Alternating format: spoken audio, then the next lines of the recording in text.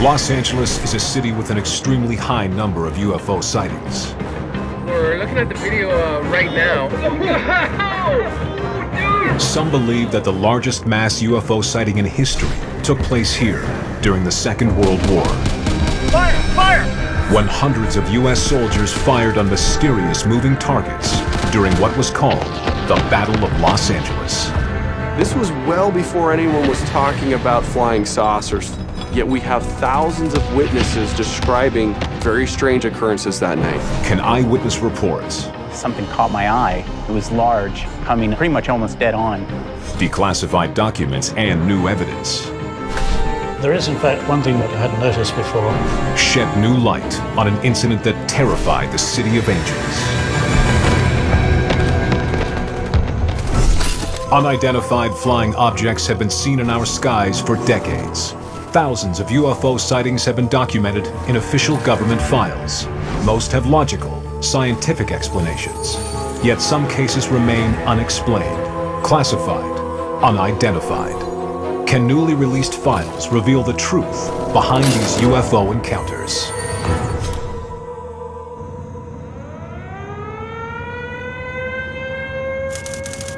February 25th, 1942. Something appears in the skies over Los Angeles. Only 3 months after Pearl Harbor, anti-aircraft batteries are scanning the skies for Japanese planes. 4-year-old Ray Bingham hears the air raid sirens. I remember I was picked up by my father and we went outside. I remember the searchlights, definitely. And they were kind of not just random. They were searching a specific point in the sky. Then the anti-aircraft guns started firing. Very, very disturbing. And there were people lined up from both sides of the street, all looking up. 17-year-old Bill Tompkins claims he saw something over the city that he cannot explain. And there was a very large round vehicle at about 7,000 to 8,000 feet. It just moved in and just stopped right above us. There were other vehicles, smaller, that were coming and moving around him and moving above him. Ray Bingham has no memory of seeing actual objects in the sky, only a sound and light show. It was kind of an awesome sight. A little bit frightening, actually, because everyone was tense. Tompkins witnessed something far more specific. We could see clearly the shells blowing up on the bottom of this big vehicle, making no indication that there was any damage to it. Tompkins was one of a few eyewitnesses who reported seeing this strange craft. If this sighting is accurate, it's America's first report of a flying saucer. But is there any truth to the account? What is known is that for about an hour, thousands of civilians watch as American soldiers fire anti-aircraft guns at unidentified targets in the sky. The night has become known as the Battle of Los Angeles. Today, Los Angeles, California is the city of dreams, home of the Hollywood blockbuster. Alien invasions are the stuff of classic 1950s sci-fi movies. Los Angeles is a UFO hotspot with dozens of sightings per year. Sightings range from lights in the sky to strange craft that outfly Air Force jets. And the very first might have been on February 25th, 1942. Anti-aircraft guns went into action against unidentified aircraft in the Los Angeles area shortly after 3 a.m. Pacific wartime. This actual report from CBS Radio, broadcast a few hours after the event, clearly shows that the people of Los Angeles believed something was over the city. What it actually was is still being disputed. It never was clear what actually happened. The unidentified object, which some sources thought might be a blimp, moved slowly down the Pacific coast from Santa Monica and disappeared south of Long Beach. Former FBI agent and UFO investigator Ben Hansen believes it may be the first and best documented sighting of a Los Angeles UFO. The night of February 24th, 1942, leading into the early morning hours of the 25th, something incredible happened right here. We have thousands of witnesses describing very strange occurrences that night. This was well before anyone was talking about the terms UFOs, flying saucers, flying discs. This predates Roswell. Others believe there is a much simpler explanation.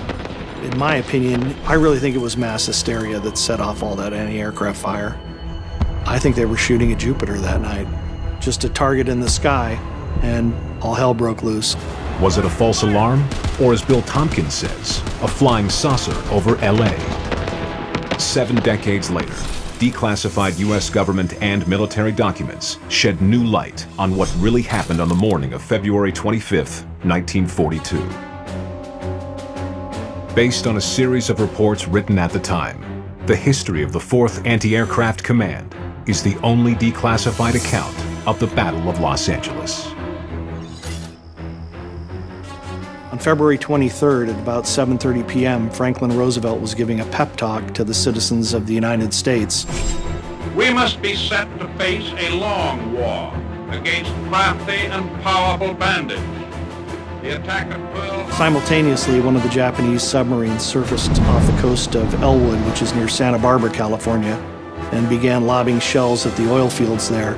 California oil wells near Santa Barbara are hit by shells from a Japanese submarine. It's the first Japanese attack on mainland USA. Eyewitnesses report the submarine is headed south towards Los Angeles. Pearl Harbor happened on December 7th, 1941. 10 weeks later on the West Coast, people were panicked. This attack cemented the fear of a possible Japanese invasion. Tensions mount during the evening of February 24th. The 4th Anti-Aircraft Command puts the entire Pacific coast, from Monterey to the Mexican border, on yellow alert. A full-scale attack could be imminent.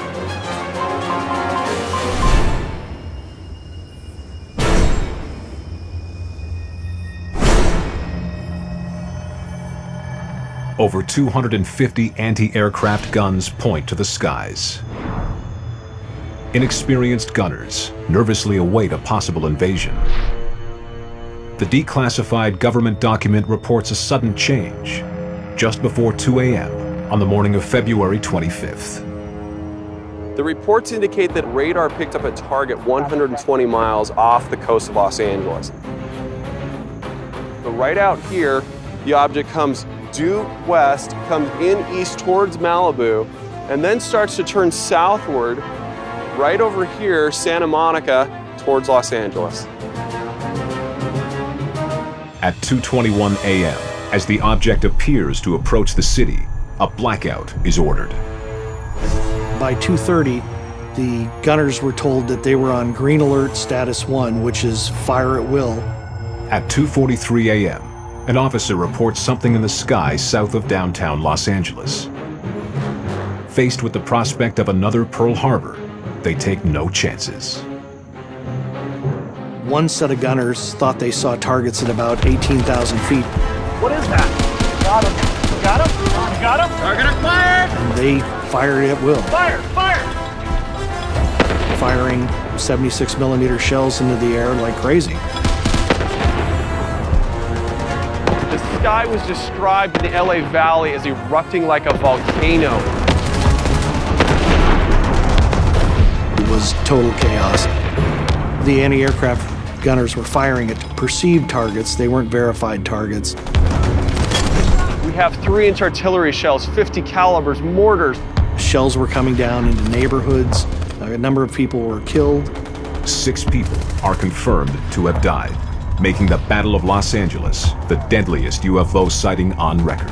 The whole sky lit up, waking people out of bed thinking, what is going on? The eyewitness reports are wildly inconsistent. Some claim they see entire squadrons of heavy bombers in formation. Some see bright lights. Others describe seeing a strange, whitish sphere, like a large balloon. If you look west, as far as you can see is where Santa Monica is. From those hills is where the object first appeared, slowly meandering as far inland as Baldwin Hills, Culver City, where we're standing. At this point, the object turns and goes back towards the coastline over Long Beach and out towards the ocean. At 4:13 a.m., the last sighting is reported. Soon after, the targets disappear without a trace. No bombs were dropped, no casualties sustained. The civilian deaths are not the result of bursting shells, but car crashes and heart attacks attributed to the dramatic events of the night. And after firing 1,400 high-explosive shells into the sky, the U.S. military doesn't bring down a single enemy target, leaving civilians and soldiers unsure of what they had just seen. Was it a false alarm, a failed Japanese air raid, or, as some claim, a mass eyewitness sighting of something that we now call a UFO?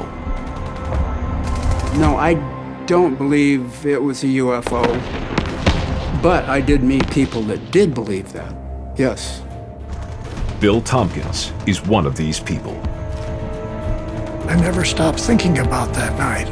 I knew that it was something extremely important, that something had definitely taken place. I felt that some enormous extraterrestrial vehicle had made a pass over Southern California.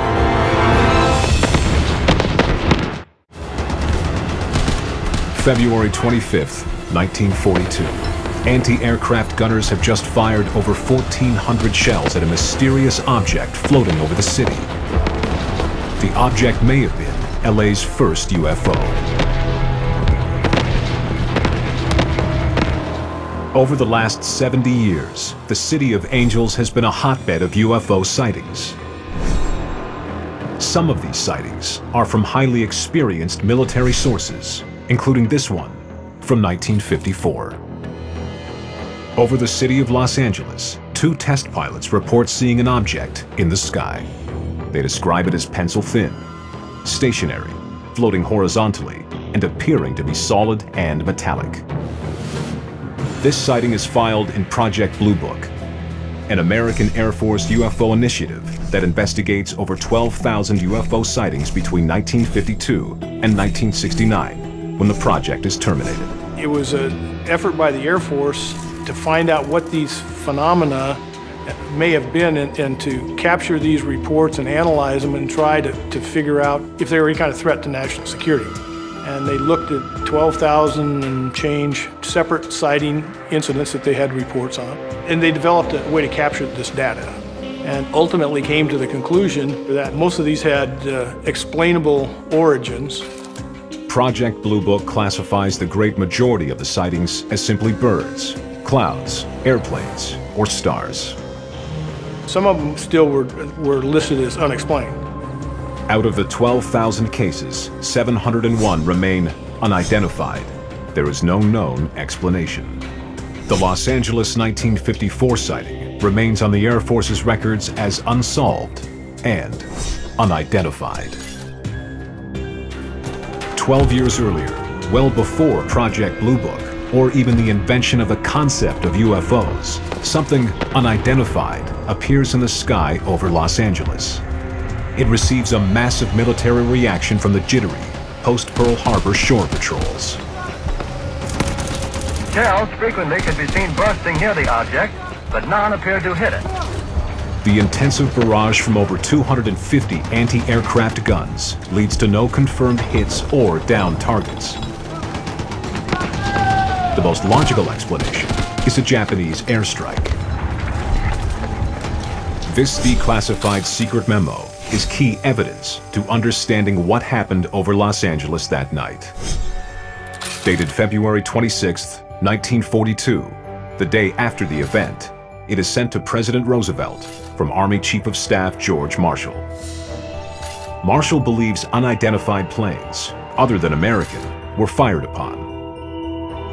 15 airplanes may have been involved. But he's puzzled that no bombs were dropped, no casualties among our troops, and no planes shot down. It doesn't fit the profile of a Japanese attack and shows the confusion all the way up to the president's office. Army officials declined to comment that the object might have been a blimp. However, To this day, there is a dispute over what could have been over Los Angeles that morning. Japanese airplanes, nothing at all, or what some say was an extraterrestrial craft. News of the Battle of Los Angeles makes headlines across America, and the hunt for an explanation begins. People were wondering what had happened because no one knew. No one seemed to have any definitive information. Secretary of the Navy Frank Knox believes nothing was over Los Angeles. He calls it a false alarm due to war nerves, an overreaction by inexperienced American soldiers. But the Army disagrees. The next morning, the Navy said there were no airplanes in the sky, but the Army said the alert was real. So there was a lot of finger pointing going on. The Army did exactly what they were told to do. They were ordered to shoot a target during a green status. The alert was real. The green status was real. The firing was real. How that gets interpreted, you know, oh, there were planes flying over or there were balloons, that's where things get a little cloudy. The after-action reports from the history of the 4th Anti-Aircraft Command give a clear indication that something was over LA. At 2:43 a.m., a gun officer reports unidentified planes between Seal Beach and Long Beach. At 3:28 a.m., Battery G of the 78th Coastal Artillery reports 25 to 30 heavy bombers over the Douglas plant. At 3:33 a.m., 15 planes are seen flying over Artesia. There are 37 reports from soldiers to an officer as high-ranking as a colonel, all claiming they saw targets in the sky. Various witnesses are reporting not just one, but up to 20, maybe 200 different types of aircraft. Yet there is no evidence that the Japanese had any ability to launch a full-scale air attack near the California coast. Within the history of the 4th Anti-Aircraft Command, Wing Commander Milton Durham states, "The tactical defense was turned over to the anti-aircraft as no fighters were sent up." The Army Air Forces held their defense fighters on the ground until they had verifiable targets to attack. There are no reports they ever took off. If the planes that were spotted were not American, one would expect them to be Japanese. But the Japanese submarine which attacked the oil fields the night before is reported to have withdrawn from the area with no further incident. Months later, the Japanese deny any involvement in the Battle of Los Angeles. It might seem to be simply a case of war jitters, except the radar picked up something. It's key evidence as to why the military ordered Green Alert Status 1. The official record confirms without a doubt there were 3 different radar sets that tracked this object off the coast as it came in and down the coastline. Official reports show a target first spotted at 1:44 a.m., 120 miles off the coast. For almost 45 minutes, 3 separate radar operators follow it until, at 3 miles off the coast, it disappears. That means there was something in the sky. We followed it all the way into the coastline. This is key evidence that has fueled the UFO believers for decades. If the radar did pick up some object, and it's proven without a doubt that no American or enemy planes were in the sky that night, then could the believers be right? Could the target that floated over Los Angeles have come from another world? What makes this story so extraordinary is that even here, confronted with what looks like solid evidence from radar, there is solid reason for doubt. The official record records that Radio B officer says target doubtful. It wasn't a true reading. Radar was in its infancy in 1942, easily thrown off by flocks of birds or storm clouds. The primitive SCR-268 radar units used in Los Angeles were nowhere near as sophisticated or as accurate as we have come to expect.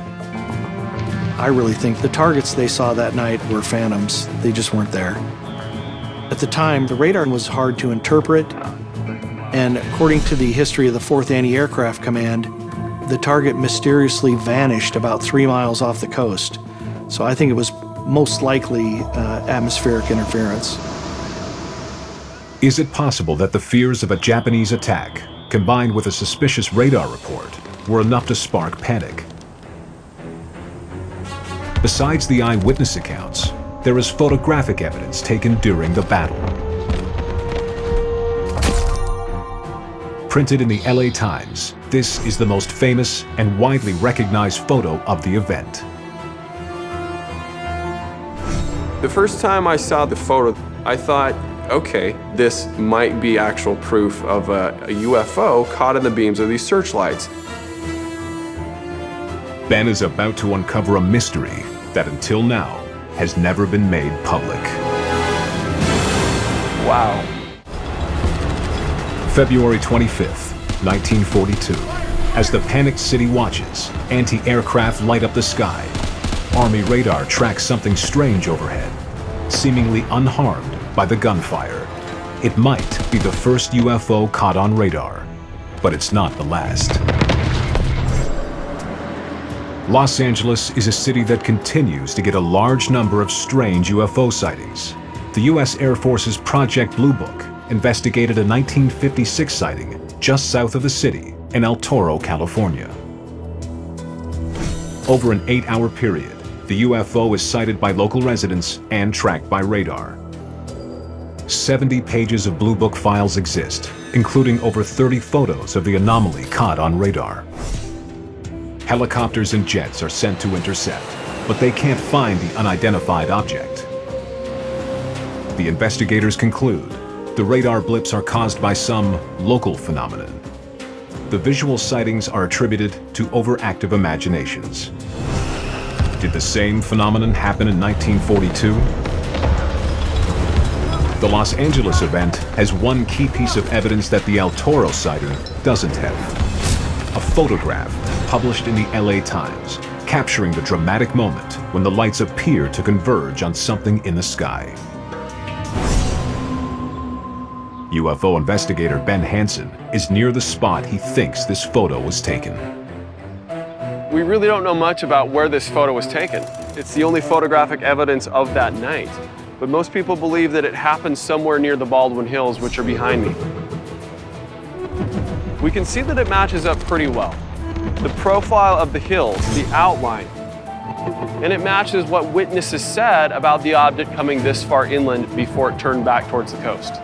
But is there something under the spotlights? The only way for us to know if there really is an object in this picture is for me to get a hold of the actual negative. The only person who can help is the archivist of the LA Times collection at UCLA, Simon Elliott. So here's box 3178 from the Los Angeles Times collection, and this should have the negatives in it that you're looking for. More than 4 million historic photos from the LA Times are under Elliott's care. And then here is the original negative. This is completely underexposed. Look at this. I had no idea it was going to look so faint. The searchlight beams, they're there, but the ridgeline's completely gone. There's very little else to see. And then this is the photograph as it appeared in the Los Angeles Times. The original image has been heavily retouched. In an era before Photoshop, retouching required copying negatives, enlarging details, and even painting directly on the celluloid. Is this simply to make the photo look better in print? Was the retouching meant to insert an image of something that really wasn't there? And does the original negative contain details that are hidden in the published version? Then, before the analysis even begins, archivist Simon Elliott spots something he's never seen before. There is, in fact, one thing that I hadn't noticed before, is that you have these notch codes in the edge of the negative. This one has a completely different notch code in it. So this was clearly taken with a different stock of film. Out of 4 million photographs in the LA Times collection, this is the first negative the archivist has seen that's been shot on a different film stock. It is rather a curiosity. It's not something I've seen in any other negatives in the collection. The Times photographers all used the same film from the same manufacturer. That this one is so completely different suggests that maybe the negative was not taken by a Times photographer, So, where did it come from? Well, that's a mystery you're going to have to try and work out. The famous photograph was possibly not taken by an LA Times photographer, and the source of the original negative is in doubt. If it didn't come from the LA Times, where did it come from? The first thing I want to do is... Ben sends high-res scans of the negatives to forensic photo analyst and former LA Times photographer, George Reese. Okay. The first thing I think to do is determine whether or not the two images are actually of one exposure or if it's two separate exposures. George takes the two negatives and overlays them to make sure they are the same image. It's good to see that they match up. Yes, they do match up. The forensic comparison suggests that the doctored photo is enhanced, but not faked. Yet, there are bigger issues. Most people who study this photo, the biggest question they have is there an object in the center of the convergence of the spotlights? What do you say? Well, if we zoom in on the image, and if we adjust the brightness and contrast of it, we definitely can see that there's more density in this one area of the image, which indicates that there may be something there, but we can't determine the size or the shape of it. It might be something in motion, it might be something translucent. Rather than solving the issue, the forensics seem to have created more questions and more mysteries. Another anomaly that a lot of people focus on is the fact that some of these beams seem to kind of go through, you know, like this one, but the other ones pretty much are stopped right at the convergence point. This is the key part of the negative that experts have analyzed for years. Could there be something within the beams reflecting the lights? We have the lines here that could be reflections. So it could be that they're hitting an object, some of these lights coming from the side and then hitting an object and reflecting outward. And they are brighter towards the center. And you could notice that they're brighter towards the center and fade out. And that could be indicative of them hitting an object as well. Yeah, there could be something there. The beams do appear to be reflecting off something at the convergence point. Is it an illusion of the negative? Are the reflections from smoke in the air? Or are we seeing an actual object caught in the lights? There is still one more remaining mystery to solve. At the archives, when I was looking at the negative, I noticed that every collection they had of these negatives had the same notch codes, except for this one. Can you tell us anything about the notch code that is in this photo and why it's different? Yes, this image has a single notch. It's kind of a U-shaped notch up in the top right-hand corner. So this is the notch right here. So I have a sheet that shows the notch codes. So we have several different notch patterns, but the one that looks most significantly like this is the narrow notch of the Kodak fine grain positive film. And this would be very indicative of this being a copy negative. So what you're telling me is this negative is not even the original, that this is a copy. That's correct. That is incredible, because everyone's research has been based on this being the original negative. So where is it? I don't know. It's a mystery to me. The digital analysis leaves us with as many questions as answers. Are these light beams reflecting off something solid that's hidden behind the glare? It's impossible to say for sure, because the original negative is missing. Was it simply lost or misplaced? Or was it intentionally removed from the archive? And if so, who took it? Would the original negative supply any more information or prove conclusively that the object existed? And finally, if there is indeed an object behind the glare of light, how is it that it wasn't shot down? Some believe that an object was actually shot down, and they say they have proof. But if something was, what was it? The Navy stated they were receiving reports that they had downed aircraft at about 180th Street in Vermont. This was confirmed by the 77th Precinct of the LAPD. There are numerous reports that night, both from men with a great deal of experience to people with almost no experience, and they claim to have seen aircraft being shot down. It's a startling claim. The Los Angeles Police Department, the U.S. Navy, and the Daily Paper all report a crash in the middle of the city, but no evidence of a crash ever surfaces. Stephen Nelson believes there's a simple explanation.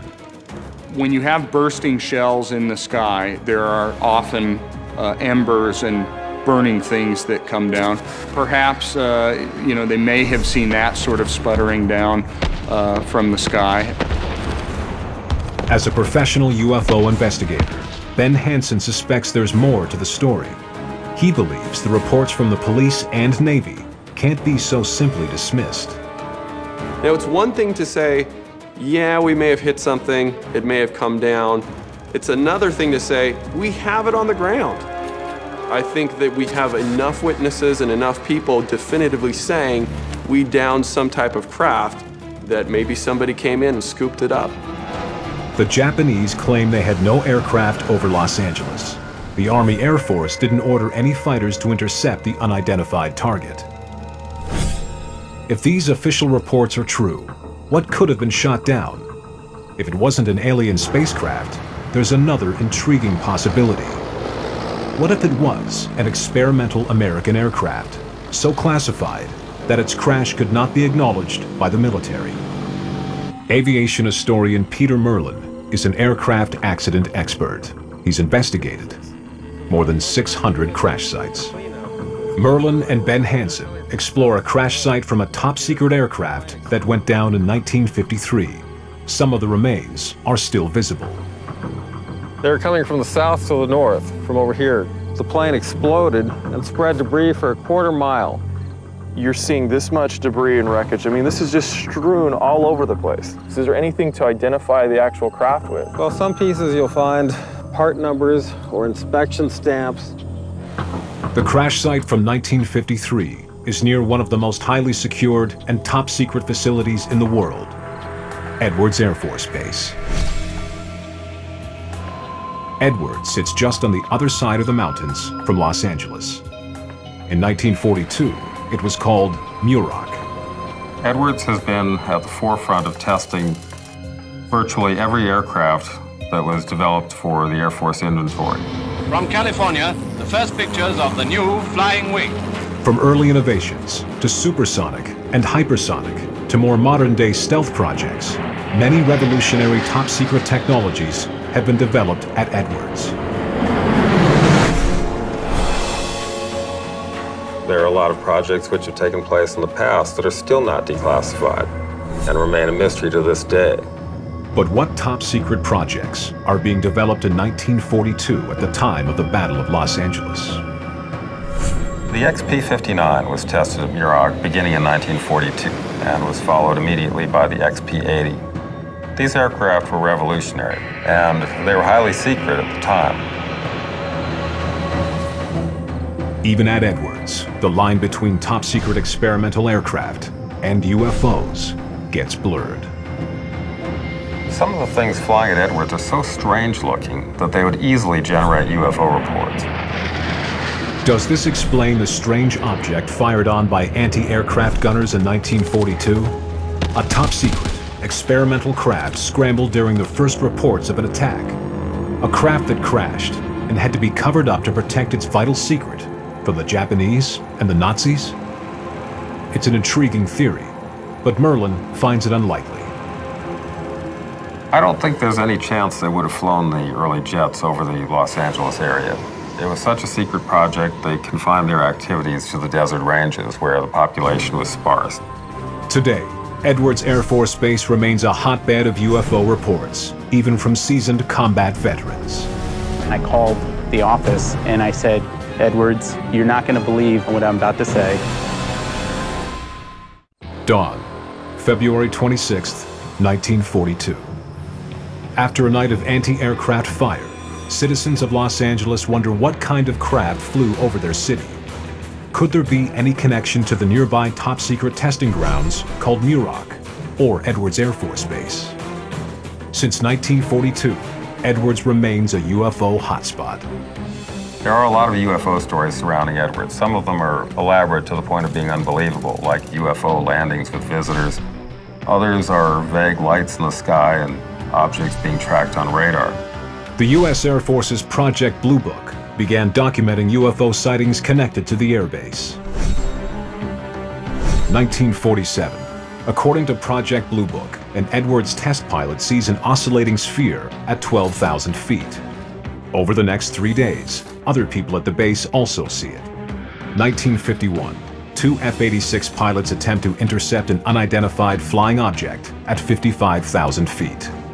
The sighting is at first attributed to a weather balloon, but the pilots state the craft had wings and could move at incredible speed. After an investigation, Project Blue Book concluded, contrary to all eyewitness reports, it was a weather balloon.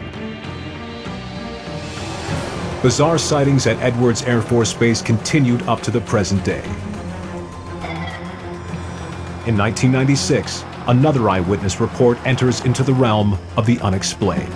I was solo that night. Mike Larson is an Air Force security officer at Edwards. And I just pulled over somebody on Mercury Boulevard for speeding. All right, sir, have a good night. Slow it down, all right? I gave him a warning, and I was just walking back to my vehicle. They were leaving, and that's when something caught my eye. It was a light off in the distance.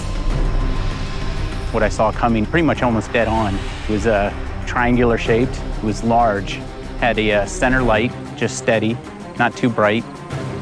And then on each corner, it had greenish lights on each side. No blinking, no aviation lights. All the lights were steady on. And it moved very slow and it was quiet. There was no engine noise, nothing to identify it as a standard aircraft. Edwards, Police 4? And so then I called the office and I said, Edwards. You're not gonna believe what I'm about to say. I'm seeing an unidentified flying object. I asked them to confirm to the tower if we had anything flying tonight. The tower said that there's no flying and they don't see anything. And at that point, that's when I said, well, tell them to look to the southeast.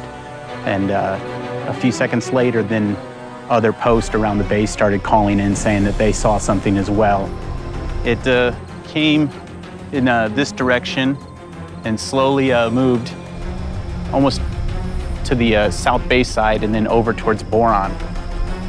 I have 10,000 flight hours. I've been around aircraft, for 20 years. And to this day, I can't tell you what it is. Did Officer Mike Larson see an experimental craft so secret, even base personnel were unaware of? Or was it something even stranger? I know what I saw. I just can't tell you what it is. What Larson saw remains a mystery and adds to the Edwards UFO lore. The mystery remains as to what, if anything, was over LA in 1942. The official Army file states something crashed near downtown Los Angeles. What could it have been? Dr. Robert Wood believes he has definitive evidence. As an aeronautical engineer, he spent 40 years at Douglas Aircraft Company. He believes he has documents to prove that something extraordinary crashed in February 1942. And his mysterious evidence has fanned the flames of conspiracy theories ever since. I first became interested in the Battle of LA when I got some documents that appeared to be classified. 5 photocopied documents marked top secret were delivered to Dr. Wood by what he claims was an anonymous military source. These mysterious documents appear to be from the 1940s, memos and letters to the president's office.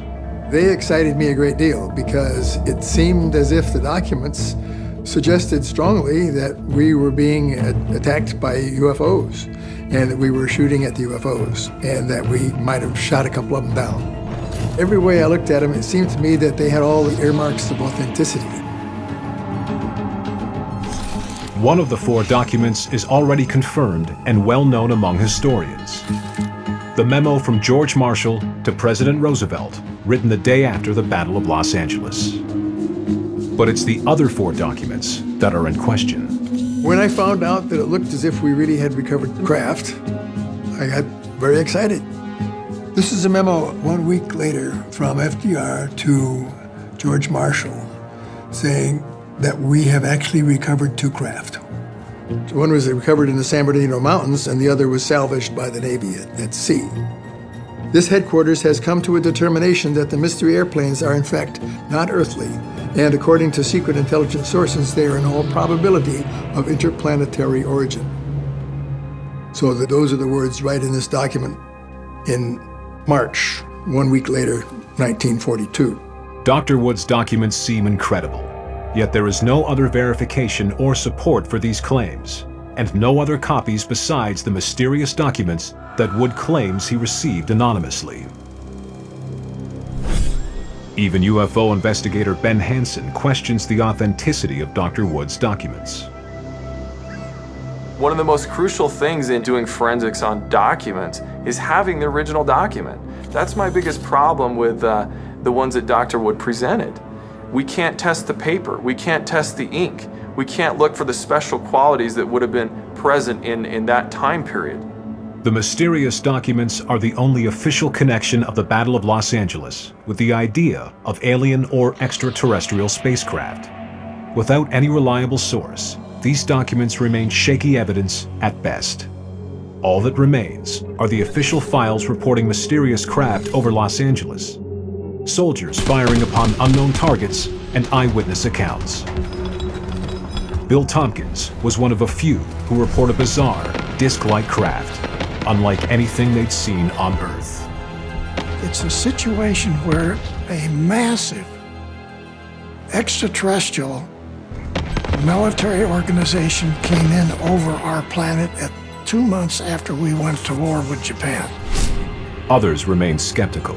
I believe there are other advanced civilizations out there, but based on the reports, there's no documentary evidence that they came and visited on February 25th, 1942. I've always found material at every crash site I've been to. But it's certainly nothing extraterrestrial. I've certainly never seen any evidence myself of extraterrestrial visitation. And I'd love to, but it just doesn't seem to be there.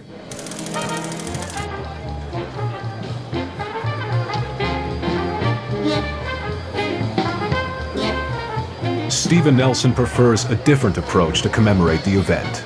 Every February, the actual site of the air raid guns hosts a celebration of the Battle of Los Angeles, with reenactors, 1940s music, and World War II veterans. I don't want to destroy people's theories and their ideas. I just think that there has been precious little focus on the men that served that night and the circumstances behind it. Rather than look at it as an embarrassment, we should look at it as a lesson. And the men that served that night actually went on to do great things in World War II. And that is the story of the air raid, I think much more important than speculation on a UFO or something of that nature. Ben Hansen believes that despite decades of investigation, the event remains a mystery. We have hundreds, if not thousands, of witnesses who saw some type of strange object over Los Angeles. As to what it was, we may never know. On the one hand, we want to determine with a final exact what happened that evening, but I think with the passage of time and the loss of the eyewitnesses, I think it's forever going to be open for speculation. The official files clearly show the confusion of the night. Government reports mention both planes and balloons in the skies, yet there is no conclusive evidence of either. Eyewitnesses claim bizarre sightings, with no evidence to back them up. Even the famous photograph turns out to be inconclusive, since the original has disappeared. And the alleged leaked documents of Dr. Wood refer directly to interplanetary aircraft, but their authenticity is seriously questioned. The events of February 25th, 1942 remain a mystery, leaving the case study of the Battle of Los Angeles unidentified.